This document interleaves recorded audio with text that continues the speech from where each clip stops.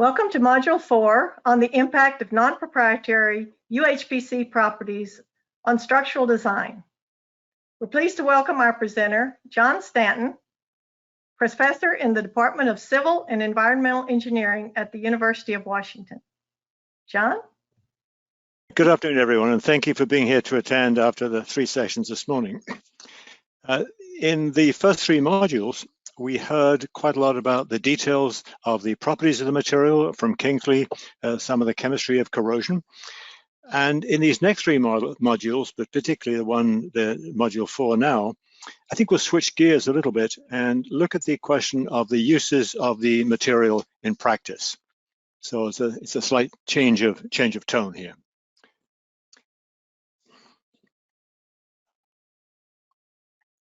There we go. I'd like to have a quick introduction, and then we'll talk about the influence of cost on applications. Then we'll look at some potential applications for UHPC. We'll look at the impact of UHPC on what I'm calling structural form, which is the shape of the pieces that you might want to make out of it. And then have a look at the impact of UHPC on design in general at the end. And then we'll pick up some questions after that if there are any. Well, I'd like to start with a little story to depart from the pure science.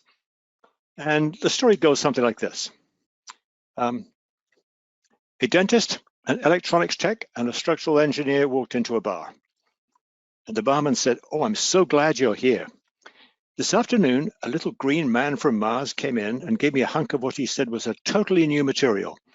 He said it's incredibly ductile, it's chemically inert, it's completely non-corrosive, but unfortunately it's quite expensive. And he wanted to know what he could do here on Earth with its amazing properties. Have you got any ideas?" Well, here it is. This is the material. The structural engineer, who was a bit of a loudmouth, said, "Oh, it's ductile and non-corrosive. It's obvious. We should make bridge girders out of it." The dentist said, "Well, have you thought about the cost? I think we'd be better to use its chemical inertness and make crowns for teeth out of it. You need so little that the cost is really not such a big deal." And the electronics tech chimed in, "Well, if it's also a good electrical conductor, which I suspect it is, its non-corrosive properties would make it perfect for connection terminals on a circuit board." Well, that's gold.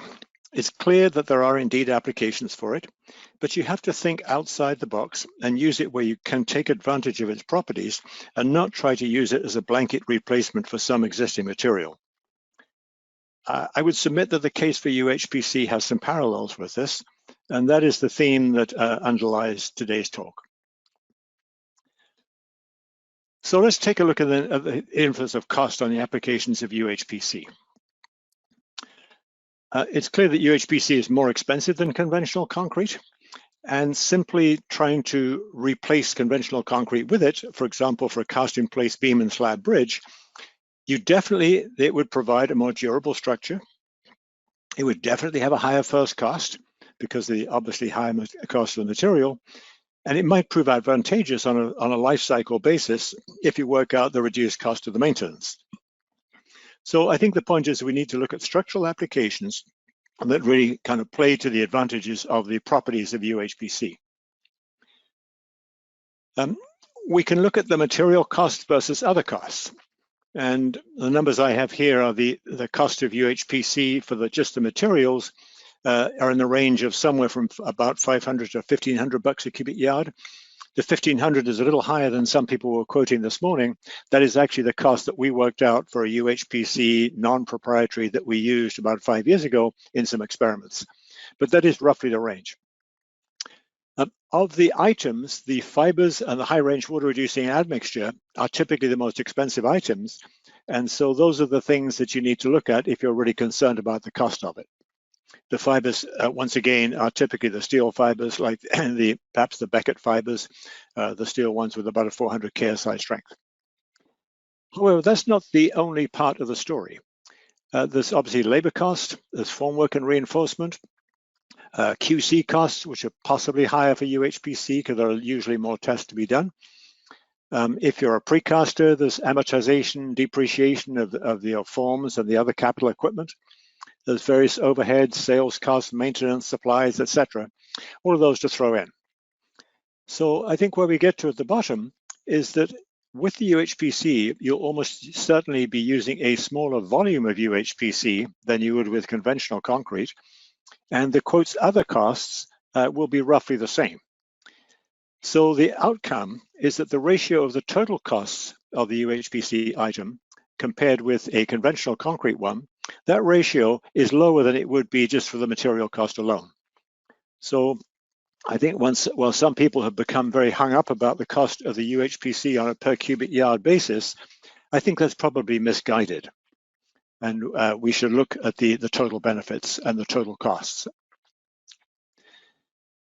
We could look quickly at the proprietary versus non-proprietary costs. I know this is meant to be a webinar about non-proprietary, but I think we have to make the comparison here. If you use a proprietary material, quite often the supplier will provide a representative who comes out to site, and they will take responsibility for the mixing of the UHPC. This obviously costs money, but at present, quite a few contractors are still choosing to offload the risk of the UHPC, and they're willing to pay the premium for to have the rep on site, so they don't have to carry the risk of having the UHPC go bad on them as they mix it. And this may be good for cases if the agency or the contractor doesn't have much experience with the UHPC, they've only got a small quantity, and they will say, hang it, let's just buy the proprietary stuff and have done with it. For the non-proprietary UHPCs, there is something of an entry barrier which is perceived, i.e. you have to learn how to use it, you have to learn how to make it and invest some time and money up front in developing a suitable mix. And a contractor is likely to do that only if they see enough future work to justify the investment, because clearly there's some investment in equipment, in training, staff, and things like that. So this looks like it would be good for jobs where you have multiple projects, if you're bundling several bridges in one, or you've got a large individual job, or perhaps you're a precaster who's going to be making girders or something like that for bridges, and you're going to make a lot of them. So it's worth your while to learn how to do it. Well, if we look at potential applications for the next step then, UHPC has some good properties which we can usefully use. It's stiffer and stronger than conventional concrete. It's tougher and it's more ductile, and it is certainly more durable in terms of things like chloride penetration, as Kingsley Lau was just pointing out. So it's got much better durability in that sense. So the question is, how can we use that, and what are the applications where it would be most useful? Well, if we start off looking at bridges, because this is the ABC Center for Bridges, then some of the opportunities of using the strength and stiffness would be to consider long span precast pre-stressed concrete bridge girders. As we see down here, I think the present record is 223 feet for a single piece bridge girder, and that happened to be in the state of Washington just a year and a half ago. But if we are going to go longer than that, and it seems that the length of these girders is continually increasing, and therefore we will be going longer, a material which has a higher compression and tension strength would allow you to use less of it. That would give you a lower self-weight, and therefore you could go with a longer span for the same cross-section. It would also lower the shipping weight, which would be certainly a convenience. Right now, these very long girders have to use lightweight concrete because the shipping weight would otherwise be excessive. And that lightweight concrete comes with a penalty that it has a lower E sub C, the modulus for concrete. So they're somewhat more flexible, you get more pre-stress losses, etc. And if we could use something like UHPC, which does not have a lower EC, it's actually got a higher modulus, then that would be a big advantage. Now, if you're going to do that, you need to consider some other effects apart from the pure material properties. For example, if the material is so much stronger, then presumably some of the elements of the girder shape will be a lot thinner, and we need to make sure that we can design girder shapes to that effect, so that we can make use of it and not use too much of the UHPC. The second thing is that if you go to longer spans, you probably need higher pre-stress. More pre-stress means either stronger strand, which we don't yet have, or you need more strands. So you've got to have space for those, and therefore the bottom flange of the girder probably would have to be still quite big. A number of people have pointed out the slightly slower set time for UHPC, and this may mean that you've got to have a 2-day casting cycle in order to achieve the release strength that you want. And finally, if the member becomes very slender and skinny, then there are always lateral stability problems lurking around the corner that you might have to deal with. They're perfectly possible to deal with them, but you've got to take them into account. If you look in buildings, then things like columns, you can make them smaller sizes, and that'll make the architects love you. In flat plate floors, there's always a problem of punching shear around the columns, and conceivably we could use UHPC to help out there. There are some rather special cases where a precast beam does not have adequate flexural strength unless you really pack it with compression steel, tension steel, everything. And one of the examples there is inverted T-beams in parking garages. They often struggle for strength. Things like coupling beams in shear walls, which we certainly need high strength, but we also need ductility. And of course, that's where UHPC would be perfect. Now, some of these things, it would mean that we would be interfacing UHPC with conventional concrete. And while we've seen in the past 3 modules that it's perfectly possible to do that in the lab, then out in practice, it may require some fairly careful planning in order to work out how you're going to interface those 2 materials together. If we look at ductility and toughness, where does that take us? Well, seismic applications scream out for ductility and toughness. And therefore, things like the plastic hinge regions of columns under cyclic load, those would be perfect for it. Beam column joints are usually packed with steel and are very difficult to build because of the rebar congestion. And again, if we could use UHPC there, that would be a good application. Things like shear keys between bridge girders, again, the same thing. Non-seismic, if we look at impact loads, if a truck hits on bridge girders, if a truck hits a bridge girder, normally it will break the bottom flange of the precast bridge girder. And if we could make the bottom flange stronger and tougher, then it might be the truck that loses instead of the bridge. And obviously marine impacts, the same kind of thing. If you have a ferry impacting a ferry terminal with marine piles, then the same kind of thing is true. It would be good to have the durability there. Lastly, durability, how can we do that?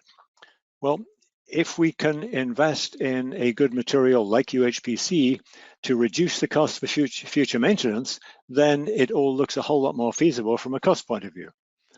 And things like overlays on bridges and complete bridge decks, and we'll have a look at an example of that in a few moments.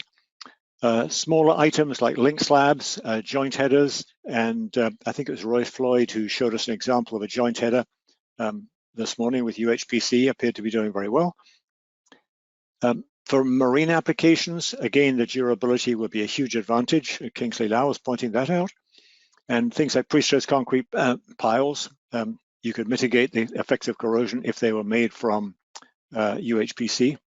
Repair, again, Kingsley talked about that. And even in the civil department, things like pre-stressed concrete water pipes, which eventually have to be replaced when they wear, or else they have to be relined with CFRP or something like that, which is a pretty expensive, labor-intensive process.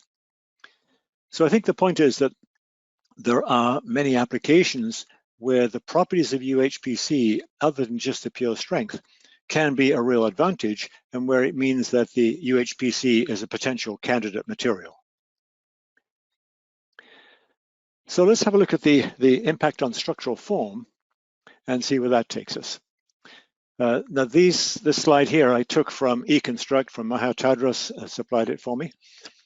And this is an example of changing a standard 24-inch square pile, pre-stressed, and instead making an octagonal pile of the same outer dimensions, the same 24-inch dimensions, so you could theoretically make it from the same form with a couple of blockouts, but also make it hollow. If it is made from UHPC, you could use essentially the same amount of strand, the same number of strands as you have in the conventional concrete, put those in the UHPC, because the area of the UHPC would be roughly half of what you'd be using in the conventional concrete one. Then the pre-stress would be about twice as high. So instead of 1200, you'd be up around 2500 PSI. You'd got half the weight, so it's easier to transport. It's better driving. It turns out you'd have the same flexural capacity. You'd actually have a higher axial capacity with the UHPC, and you'd have better durability as well. So overall, you would have a better performing pile both during the driving operations and during the service life.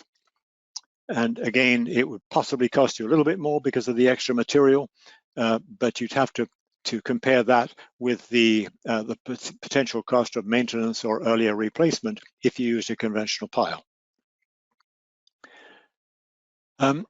If we look at bridge girders, this is the Iowa State pie girder, which they used and they built a bridge out of. And I believe the original version of the pie girder was actually developed at FHWA, and this is the kind of second generation one. And what you can see is it took some thought to work out how to make the pie girder. It looks a bit like a double T with big feet on it, the big feet being down here. And some of the features that you have to think about are that you need a draft or a slope, if you like, on the inside here, so that you can lift it out of the form without having to dismantle the inner form here. You do have to fold out or hinge out or remove the outer form on the outsides, but you have to do that with a pre-stressed concrete eye girder anyway, so there's no change there. It has the advantage that it's inherently stable when you put it down. You don't need to support it to stop it falling over like you do with an eye girder. But the things which are different about it are that it has a fairly narrow web here. You need a big blob at the bottom in order to put the strands there, because you need quite a few strands. In this case, I think it's 18 strands they had for a 50-foot span. And at the same time, you can use the top flange here to carry the compression. And if it's UHPC, you've got plenty of compression capacity up there. This has gone one further, and again, this comes from the PCI project, which is being run by eConstruct, and they did something a little bit similar. They went for the thinnest web they could do. The bottom flange still has to be quite big here in order to accommodate the strands, because you need the spans for the long spans. However, the top flange, they made them different by saying we don't really need that much compression capacity in the top flange. And anyway, we've got this full width of nearly 10 feet. And so the continuous flange part only needs to be a couple of inches thick here. So what they've done is they made it ribbed in order to carry the bending loads of having a wheel sitting right there or out here. And by doing that, they can make it much lighter weight and use much less of the UHPC. So the thin web, you can reduce the web thickness because you've got a good shear strength. You don't need all the compression capacity in the top, so you can skinny the top flange down, and the bottom flange, you're somewhat stuck with having a bottom flange big enough for the strands. This is another example of a top flange where they've been using a corrugated metal deck and pouring the UHPC on that, and we'll actually see this picture again. What they were doing is using a steel tub beam and a stay-in-place metal deck form, 3-inch solid on a 3-inch ribs with the UHPC deck. So here again is an effort to lighten the top flange and reduce the quantity of material in order to keep the cost down. Well, let's look at then at the impact of UHPC on design. I think the first thing is you can design the mix for the needs of the application. And this is very true if you're using a non-proprietary mix. You can choose what feature you want to emphasize. For example, if you want to make columns or pre-stressed products, you may want to have high axial compressive strength, in which case you design it for high compressive strength. You might want to have a high shear strength, and an example there would be the girder webs that we've just been looking at, and possibly there you might be looking at putting in somewhat more fiber and be less concerned about the compressive strength. You might want good bond strength, and this would be an example for joints between the precast deck panels, and we'll see an example of that.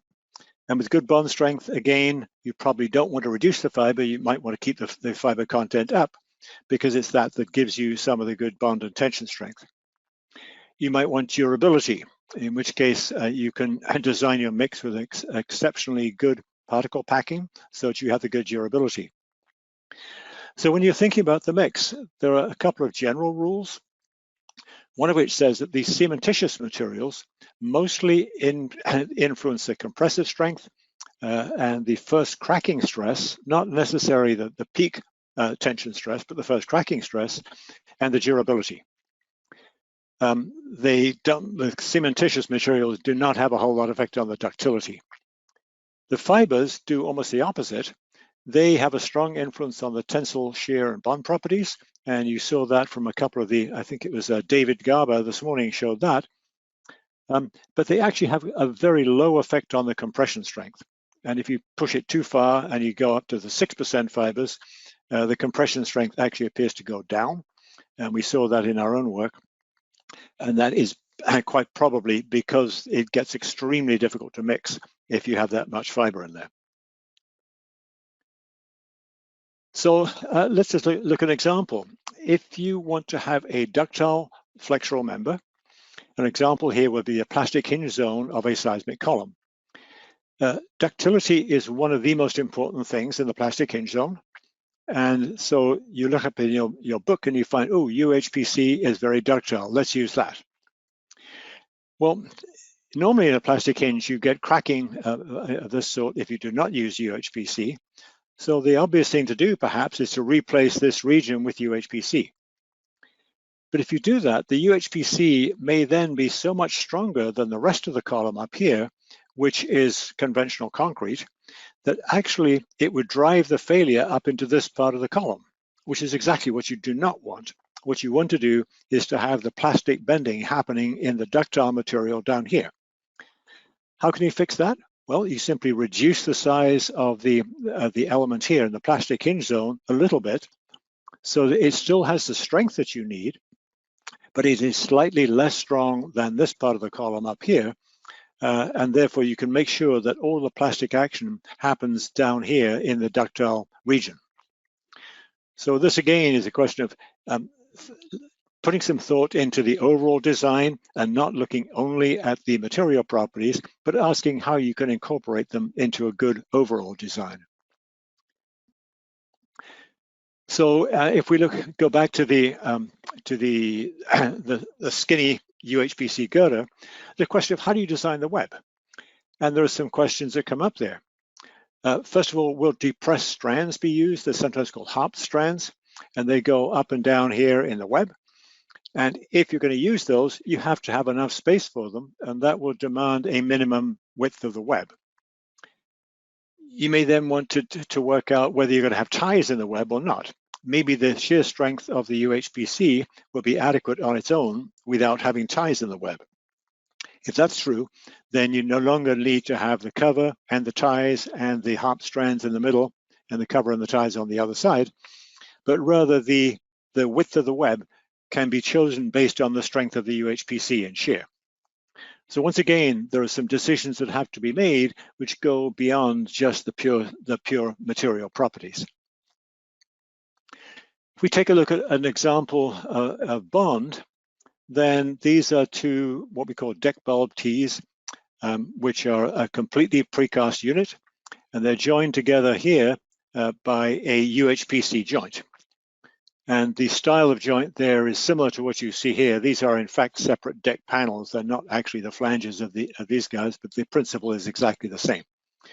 And you have the bars will project from one panel to the other, and they will lap in the middle, and you'll fill the joint with UHPC. So the high bond strength of UHPC makes it a fabulous material for doing this, because you can keep the splice very short. That means you can keep the joint very narrow, and having a narrow joint is very helpful in terms of having simple formwork. In addition to that, some of the types of joint that we used here previously were welded inserts into the flanges of the members, and they basically did not hold up very well under heavy truck traffic over the years. They would deteriorate just under the constant barrage of the trucks. The UHPC is much more robust and promises a much more robust system, and would therefore allow you to use these girders on major highways and not just small county roads. A couple of warnings here. The UHPC is flowable, as we've seen this morning, so you definitely need leak-proof forms, and I think it was Floyd who showed us what happens if you don't have a leak-proof form. If the deck is sloping, you may even need a top form so the UHPC doesn't bubble out the top at the low end of the joint. But again, these are things that you need to plan, and you can't just replace a conventional material with UHPC. These are a couple of pictures of tests on joints, and these are tests that we did back in 2017. And what we're looking at here is a 2-foot wide strip, which is basically a strip taken transversely out of a bridge. And it was planned to be one of these deck bulb tees. And this particular one is a 6-inch wide joint. We had a 1-inch end distance here, so we had a 4-inch overlap from there to there in these epoxy coated bars, and then number 5 bars. This is a picture of the test setup, and you should ignore this big diagonal steel thing here, and all that shows you is that our lab was extremely busy and full, so this was the only space we could find at the time. Rather, here is the panel.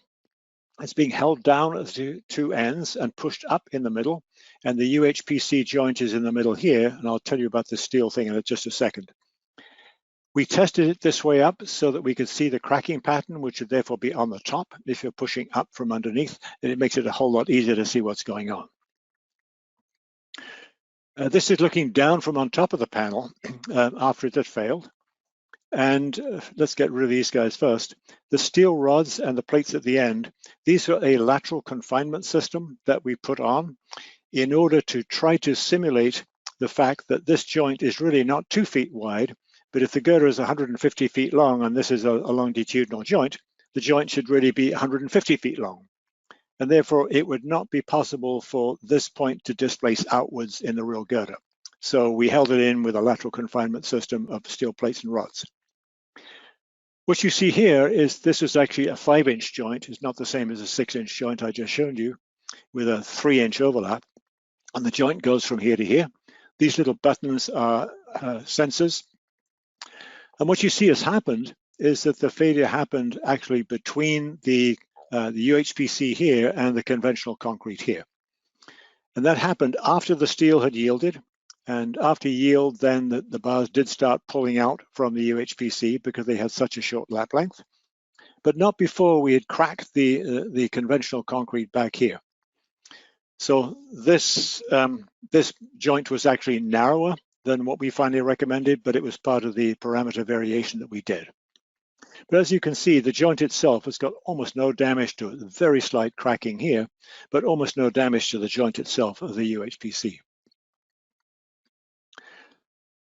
Well, if we look at design for durability, here we have an example which came from Michigan and was just recently constructed.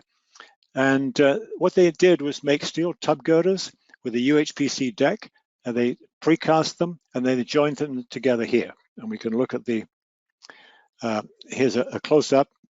Here's the stay-in-place metal form deck. A total of 6 inches, 3 on 3. Here's the steel tub, and this is the 7-inch wide joint here.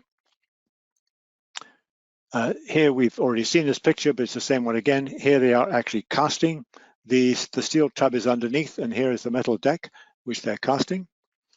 And here they are putting them up in practice. And you can see that firstly, they've cast some conventional concrete just in the end here. It only extends in a couple of feet. And that was so they could make some connections between this girder and the adjacent one here. And you'll notice these are the joints, a pretty narrow joint with they only had a 3.5-inch overlap for the bars here. And here they are putting the UHPC joint in. I think we're coming up to time, so I'll try and move through these.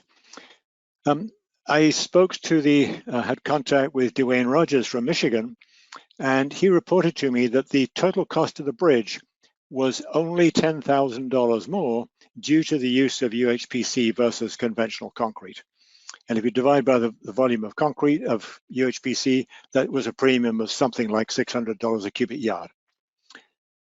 In his view, that was a real deal because recouping the $10,000 upfront premium would be pretty easy, just in reduced maintenance costs over the life of the bridge. So in his view, this was a perfect opportunity and he wants to do it again and again. He thinks it's a great deal. I note that there's only a 3.5-inch nominal overlap. And if we go back to this picture here, it seems to me, I don't think that joint there is exactly the same width as this one. And maybe they were going to come back and move this unit over a little bit. But I think they might have got less than the 3.5-inch overlap there and more there. And my comment on that is that if you only have that small a nominal overlap, you need to be very careful in the placement tolerances, and it might be easier to use a slightly wider joint and have a slightly larger overlap. Well, I think our time is just about up, and so I would be very happy to answer any questions or refer them to somebody else if you have any. Thank you very much for your attention. John, real good. We'll go on and get some questions. We've got some here. I got here, what is stopping precast girder producers from running two separate lines in parallel, one for conventional concrete and one for UHPC? That's a good question. I think the answer is money. What they would need to do is probably keep different bins of different material. And so you would have to have additional bins, some for the UHPC materials and some for the conventional materials. I think there's probably also the training question comes in as well, that if you have your staff in the production plant who are, if you train them to use UHPC and then next week they have to make regular girders, I think there might be some real questions of can they make that kind of switch, and are they going to make a mistake when they switch back to UHPC the week after? So I think there's some questions of training and questions of equipment which come into it. Okay. Here's a question. How could we place concrete in a beam requiring 30 cubic yards without maybe getting a cold joint? I think the first thing is 30 cubic yards would be a pretty big beam if it was UHPC. Because what you would try to do, the 30 cubic yards, that's going to be costing you a fair amount of money. And I think what you would try to do is reduce the quantity. But you may come down and say, suppose you've got 15 or 20 cubic yards for a big long beam. I think that would potentially be a problem. And therefore you have to make sure that you've got big enough mixers, or you have two mixers that you can mix in parallel. And then you take a truckload from one and a truckload from the other and continue casting like that. And precast producers do it all the time with conventional concrete, but clearly with the greater mixing times needed for UHPC, that is one of the kind of logistical questions that you definitely have to work out. Okay. Could I add one more comment there? Go ahead. We got time? Mm-hmm. Yeah, I believe that there's a guy called Vu in Malaysia who's been making UHPC girders for some time. And you might ask, well, how does he do it? Most of the ones that he does, I understand, are tub girders, and he makes them in fairly short sections and then splices them together using post-tensioning. And what that then means is each individual pour is less big than the 30 cubic yards that you're talking about. Okay. So that's his way of getting around it. He makes splice girders. All right.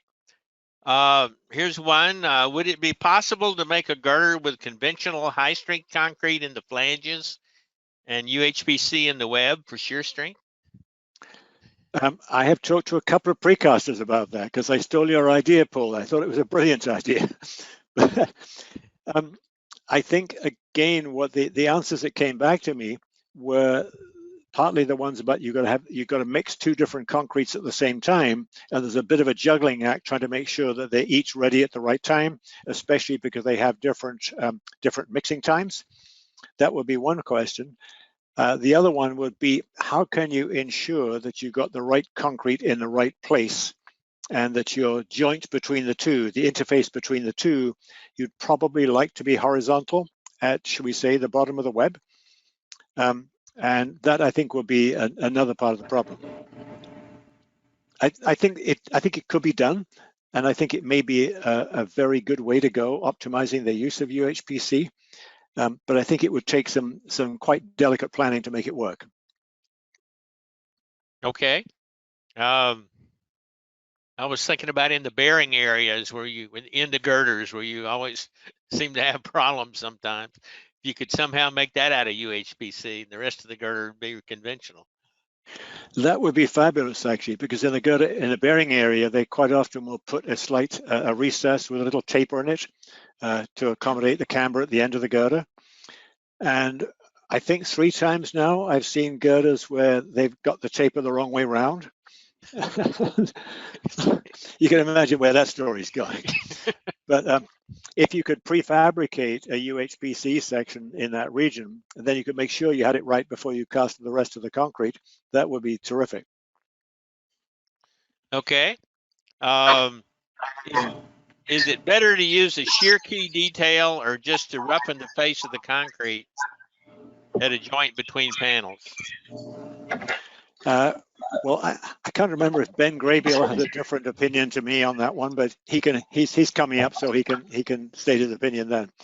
And my own feeling is that you're better to just roughen the edge of the panels, and particularly if you do it with a retarder, that seems to be a pretty good way to go. And we've done some tests on those principles, and you can get phenomenal shear strength out of just a roughened surface. I think with a shear key, there's always a risk that you'll break off one of the little kind of the pieces of the shear key, and then you won't have much left. So that would be my preference, just to roughen it. Okay. In fact, in a test that we did that I showed you, we didn't even roughen it. We said, let's do the absolute minimum and do nothing. And we never had anything that looked remotely like a shear failure. Okay. Our time is just about up. I'm going to ask Don Digamond to help me if we've got any questions that came in during the Q&A. Don? Yes. Thanks, Paul. John, there's a question from the audience. In terms of potential benefits that could be offered by UHPC, it says you didn't consider the fact that UHPC will have a lower carbon footprint than conventional concrete with respect to the life cycle analysis. What is your thoughts on this? I think it's a great advantage. Yeah, we should absolutely do it. Got one more from the audience. FHWA is recommending UHPC for partial depth overlays. How are they overcoming the boundary stress and electrochemical reactions?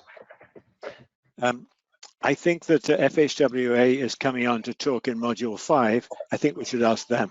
Well put. And I think that's our time up. John, great presentation. Mary Lou, back to you. Thank you, John. Okay. Thank you, Mary Lou. Thank you very much. Thank you, Paul and Don. We're now at the end of the fourth 40-minute module. Thanks again to John for presenting the module.